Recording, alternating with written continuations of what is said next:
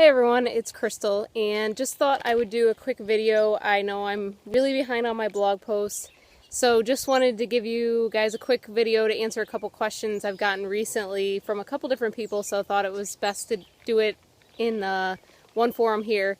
So first off, as you can see, it's middle of the day, the sun is shining very brightly. Anyone who knows me knows I'm not a fan of extreme heat, but however, I'm out here shooting, so it's really been hot and humid lately here in Connecticut. The last couple weeks have been pretty brutal. And typically I like to get up first thing in the morning, get out and shoot before it gets too hot and humid. However, I do like to take at least once a week and get out here and shoot at the worst part of the day. And the reason for that is in a tournament, you're not going to know what the conditions, you don't have control over the weather, you don't have control over the time of day. And so I think too many people fall into the same routine, whether it's weather-wise, shooting only under perfect conditions, or time of day. I see this, and I know not everyone has as much control, obviously, as I do. But let's say you shoot every day after work at 7 o'clock. And you do that every time you shoot, it's at the same time, 7 o'clock. Well, how many tournaments start at 7 o'clock at night? Not too many. So when you have that tournament that starts at 8 a.m., what's your body saying? It's saying, I don't want to shoot. It's not time to shoot, and it doesn't know how to react properly. I'm a big fan of modeling the same conditions as the tournament you're going to go to. And so maybe you work during the day and you can't shoot at 8 a.m. during the work days, but on the weekend, get up and shoot at 8 a.m. and replicate what your body's going to experience in the tournament. For me, I love shooting in the morning. Like I said, I like to get up and shoot first thing, but I really struggle in the late afternoon. So I've really been trying to work on adding that into my practice routine. I've originally had issues more at that 1 o'clock right after lunch. You know, my tummy was full, I was ready to go to sleep. But now I found, because I added that to my routine, I do better at that time than I used to. However, now for me, like I said, it's that late afternoon. It's that right before dinner time, you know, the day's winding down, you want to relax, you want to get ready for dinner, and I found that tournaments that are at that time, I really have a hard time mentally of switching the on switch and really being ready to go full blast. So those are my recommendations. Try to shoot different times, different weather conditions, and just mix it up as much as you possibly can with your schedule.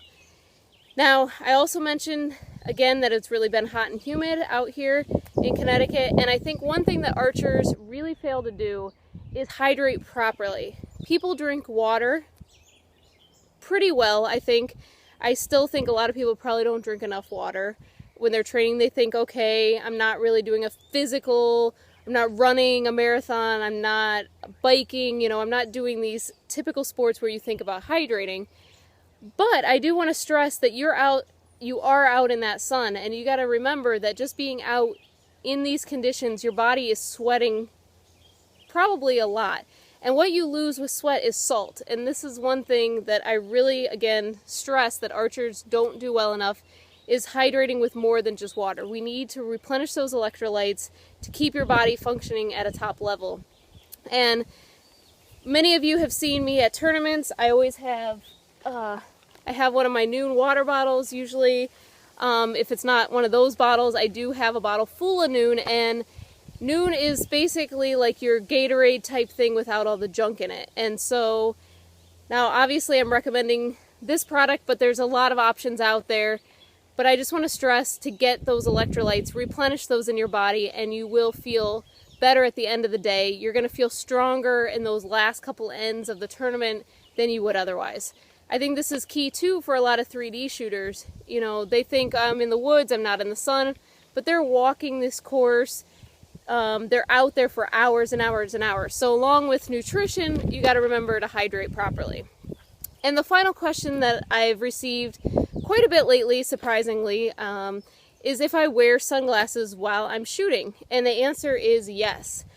I have very sensitive eyes, and so from day one when I started shooting, I had to find a pair of sunglasses that would work for me to wear while shooting outside. And the biggest recommendation I can give you is to try lots of pairs. Ask your friends, try different ones in the store. I think it definitely can be hard. Not all sunglasses are obviously designed with archers in mind and the angles and everything we're going to be shooting at.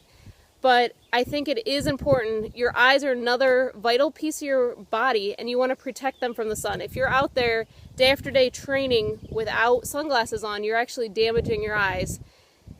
And the older you get, the more important that's going to become. So those are my suggestions, and I just want to wrap up with a quick announcement to let you all know that I just found out yesterday that I will be going to Poland for the 4th World Cup. The outdoor World Cup circuit is an invitation only based, and there's only so many that can go from each country, and it's based on both a combination of last year's results and this year's results. So I'm really excited to announce that I will be going to the 4th World Cup in Poland, and I hope to represent you all well there.